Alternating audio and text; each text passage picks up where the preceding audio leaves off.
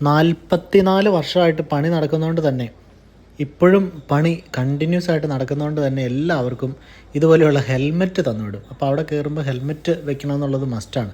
അപ്പോൾ എല്ലാവരും അത് വെച്ചുകൊണ്ടാണ് ഇതിൻ്റെ അകത്തേക്ക് കയറാനായിട്ട് പോകുന്നത്. നമ്മൾ ചെന്ന് കയറുന്നത് ശരിക്കും എൻ്റെ ഫ്രണ്ട് കടലിലേക്ക് ഫേസ് ചെയ്താണ് ഫ്രണ്ട് ഇരിക്കുന്നത്. അതുകൊണ്ട് തന്നെ നമ്മൾ കറങ്ങി വേണം പോകാനായിട്ട്. ഗൈഡ് പല കാര്യങ്ങളും എക്സ്പ്ലെയിൻ ചെയ്ത് മുന്നോട്ട് പോകുന്നുണ്ട്. ഗൈഡ് പ്രധാനമായിട്ട് പറയുന്നത് ഇതിൻ്റെ ചരിത്രവും ഇത് ചെയ്തിരിക്കുന്ന രീതികളും ഇതിൻ്റെ ഓരോ സ്ഥലത്തെ കോൺട്രിബ്യൂഷനുമൊക്കെയാണ്. പല രാജ്യങ്ങളുടെ കോൺട്രിബ്യൂഷൻ ഇതിൻ്റെ അകത്തുണ്ട്, പല മതങ്ങളുടെ കോൺട്രിബ്യൂഷൻ ഇതിൻ്റെ അകത്തുണ്ട്. അതൊക്കെ ഗൈഡ് വളരെ വിശദമായിട്ട് എക്സ്പ്ലെയിൻ ചെയ്ത് പോകുന്നുണ്ട്. നോക്കിക്കേ, ഇതിൻ്റെ അകത്തേക്ക് കയറി കഴിയുമ്പോൾ എത്ര ബ്യൂട്ടിഫുള്ളാണെന്നറിയോ. ഒരിക്കലെങ്കിലും വന്ന് ഇതൊന്ന് കാണണം.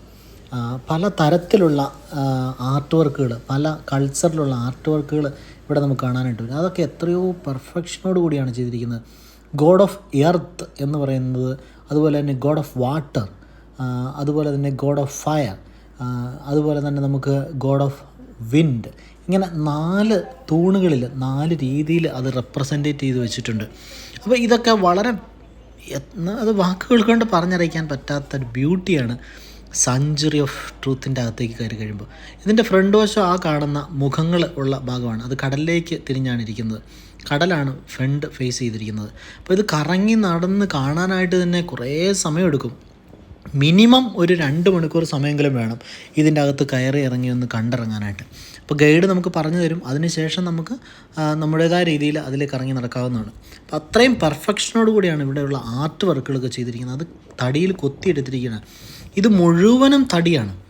ഇരുമ്പോ മറ്റ് വസ്തുക്കളോ ഒന്നും ഇവിടെ ഉപയോഗിച്ചിട്ടില്ല എന്നുള്ളതാണ് ഏറ്റവും പ്രധാനപ്പെട്ട കാര്യം. അപ്പോൾ ഇതിന് ഉദാഹരണമായിട്ട് ഇതിൻ്റെ വർക്ക് ചെയ്യുന്ന ബിഹൈൻഡ് ദ സീൻ എന്ന് പറഞ്ഞ് ഇതിനു മുമ്പൊരു വീഡിയോ ഇട്ടിട്ടുണ്ട്.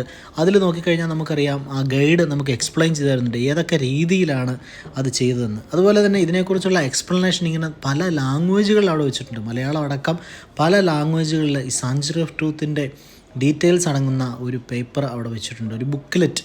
അതുപോലെ തന്നെ വീണ്ടും നമ്മൾ ഇതിൻ്റെ അകത്ത് എത്ര പ്രാവശ്യം ഇതിലെ കണ്ട് ഇറങ്ങിയാലും മതിയാവാത്ത രീതിയിൽ എനിക്ക് തോന്നുന്നൊരു 3-4 പ്രാവശ്യം ഇതിൻ്റെ അകത്തോടെ കറങ്ങി നടന്ന് കണ്ടു. കാരണം അത്രയും നമുക്ക് കൊതി തീരില്ല എന്ന് വേണം പറയാൻ. കൊതി തീരില്ല, അത്രയ്ക്കും ബ്യൂട്ടിഫുള്ളാണ് ഓരോ വർക്കുകളും, ഓരോ സ്ഥലത്തും, ഓരോ മൂലയിലും.